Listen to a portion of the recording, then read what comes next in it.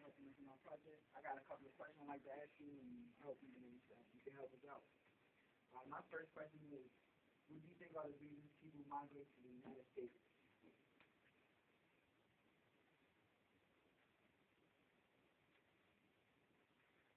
Why do people migrate to the United States? People migrate to the United States for a number of reasons, but first and foremost, I think for a chance at a better life, chance to earn better wages, so that they can gain a better living, you know, gain better living conditions than what they had in their previous country, wherever they're from. Okay, that's the main thing. Because the United States is considered what, the land of opportunity. You know, certainly I'm going to go to the land of opportunity. Why would you not? Yeah. Why would you not? You know? My next question is, what kind of struggles do you think immigrants face coming to America? What kind of struggles do immigrants face? Well, being an immigrant myself, there's a period of adjustment. And I think that's probably the hardest. I know it was for me. It's very hard to get acclimated to this lifestyle, this style of living. The speed, for example, is different. You know, your day-to-day living is different. Your coming and going, it's going to be different because it's a different country. So, yeah, I think that's the hardest part. And getting used to the transition, okay, because there's a tremendous period of transition and it's hard. It's very hard to get used to this new way of life. Like, for example, a true story. The night that we first got here, all right, and we stopped off at a McDonald's, and I was 10 years old at the time, and before I went into the McDonald's, I saw that the floor was so clean, I took off my shoes. Okay.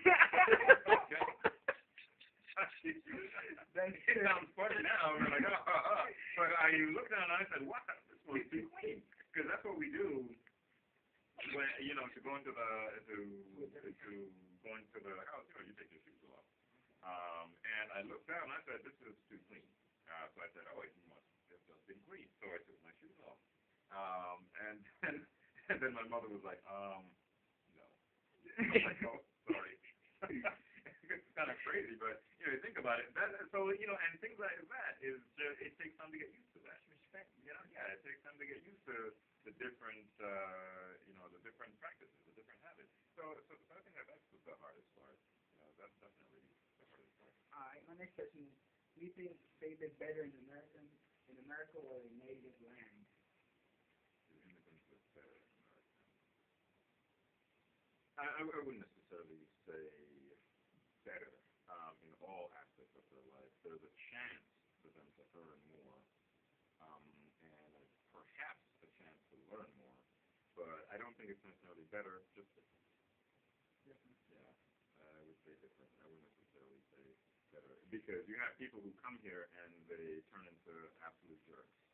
Okay? You can have people who come here and forget their roots. You can have people who come here and forget the people who helped them along the way, people who or people who forget, everyone who has something to do with with them prospering. So, I mean, and some people would consider it better. Oh, you earn more, yes, but good job. That doesn't mean it's better. It's just different. So that's what I would say. It's different. Okay. Does the migration help or hurt the economy in your perspective? In my opinion, no doubt it helps it. There's some that would argue that it puts a strain on the healthcare system. It's a strain on the healthcare system for those who don't have healthcare. But it's important to realize, and we oftentimes make this mistake. It's not only immigrants who run the risk of not having healthcare. You have Americans who go day to day without healthcare. Okay, so some people say first the healthcare taxes. I say if anything, it does more good than it does bad. All right, cool. So, what is your opinion on racism on non-Americans? It exists. That's a true part of the human condition, but it exists. And we see that's almost an accepted